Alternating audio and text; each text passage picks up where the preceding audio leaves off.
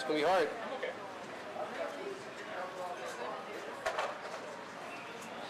Let me move them just a little bit. Hey, how you doing? Hey, Mark, how you doing? Okay, next up, guys, we have Orlando Harding from San Diego with Inner Demons. All right, thank you.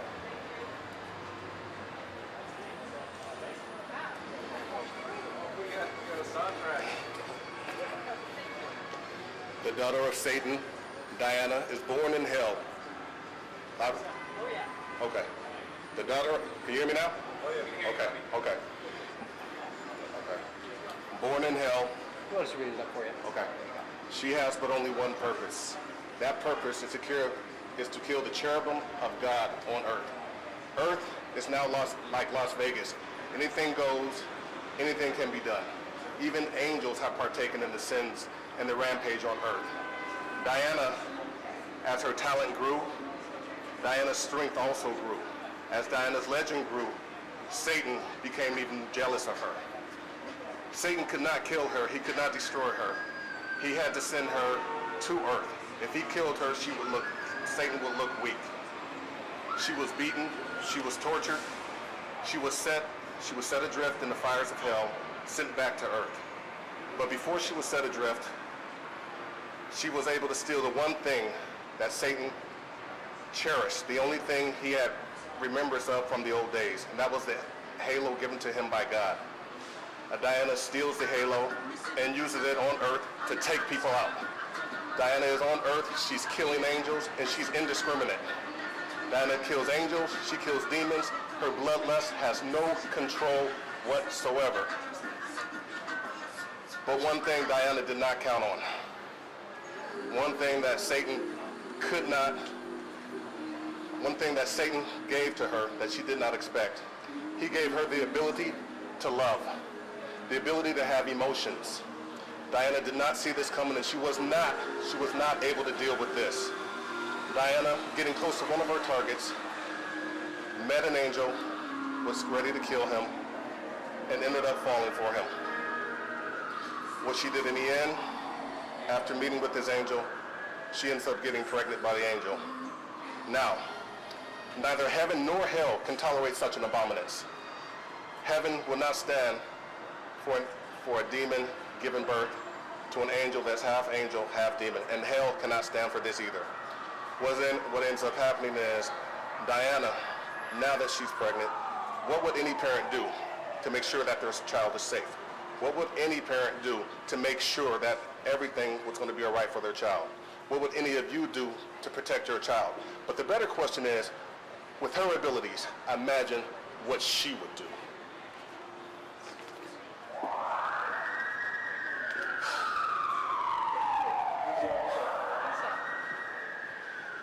Oh yeah, throw it all right. Well, there's something I really like about this, and there's something I really don't like about it, and I can't quite put my finger on either.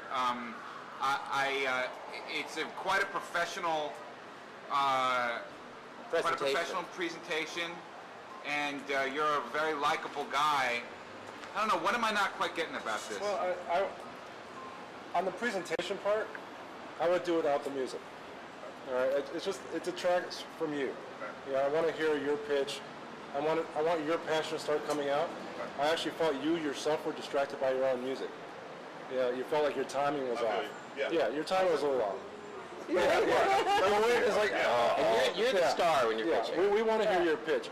You did it with your voice. You didn't need to do it with your music. And you have a great voice, so use it. Absolutely. I agree. I'm not exactly sure what just happened here. I don't know what the story was. I kind of get that she's from hell. She stole Satan's trophy, his bowling trophy, the halo thing. So the halo thing. And it was important to him, and now he goes after her. The only issue that I'm always going to have with Satan is the guy's a badass. All right, it's going to be really hard to hide from Satan, especially if you have his halo. And I wasn't quite getting where her threats were. What was the big deal? If she could just walk off with Satan's halo, what does she have to worry about after that? She had that kind of skill. So I wasn't sure where the characters were. I wasn't sure what the threat was. I really like the idea. Oh, Yeah, if you got one. Oh, the whole threat is Satan, he's not allowed on Earth. She was able to, by him forcing her out, sending her back to Earth, she left with his coveted halo, actually on her finger. So that's the whole. That's the whole. He wants the halo back, but there's another twist to it. He's going to send all his minions after her to get the halo back. And So that releases hell on Earth. no, it doesn't release hell on Earth. Not yet. The hell on Earth is released once she conceives a child that is half demon, half angel. Such an abomination cannot be allowed by heaven nor hell, and they go after her with a vengeance. We suffer for that as humans. No, humans don't suffer for that. Humans, again, Earth is like Vegas. You know, just like other things you've seen, neither angels nor demons can mess with free will. They can't just come down to Earth and just kill people, take them out, or what have you. I don't feel a threat to us, though. Yeah. I mean, heaven and hell, that's the eternal battle. That's the eternal battle. I mean, that has a lot to do with us, doesn't it? Yeah. Yeah, so what happens to us? Well, I'll answer that question. What happens to us is, after Diana is pregnant, what she's going to have to do, in order to protect her child, she's going to make a bargaining chip with Satan. Say, all right, in order for Satan to start Armageddon, I need one more angel on my side and we can start Armageddon. The very angel that she gets pregnant by, she's going to turn. Because he also wants to protect his child. So she's going to turn him. Satan now has the last angel he needs to start Armageddon, and that's when the human suffering comes. Armageddon will be fought on Earth. Pretty much all are. We kind of like some of the gist of it, but it doesn't seem to us like there's a marketplace for it because we're not into the characters enough. We don't understand them quite enough, and what the threat is, and that we even would care about the protagonist till much later in the story. But you know how to put a presentation together, and that's half the battle. I think this story may not be for us, or at least this version of it, but I think you know how to make a comic book story. I think the idea of the threat to humanity is a little too abstract, so that we can't get involved with it enough. It's like reading Greek mythology. If you could just There's a character. clarify, why, Identify with. give us some in to what's going on. Give us, as a reader, a stake in it. It's a little too big almost. It's like the only moment in all of this. Yeah, big is good, but I think so is small, and so. That's and also that's a what $200 million really movie, so you got to be careful about that. 200. Too. But one thing I gotta say, man, is keep it going because you got something going on. You know, you definitely.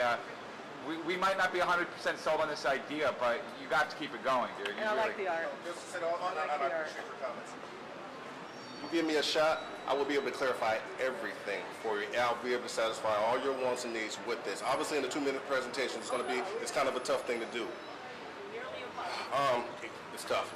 Yeah. I could do it. Right. I could do it though. You give me a shot, you won't be disappointed. Just give me a shot. Thank you all. Thank you.